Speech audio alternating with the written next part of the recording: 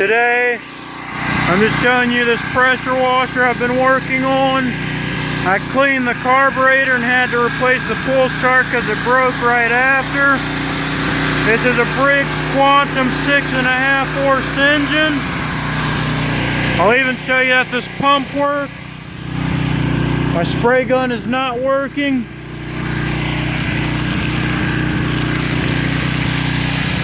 This is running a pressure washer without a working spray gun. I think the pump is still good, so we should be fine. I'd like to start pressure washing houses. Right now I'm just pressure washing my mother's car.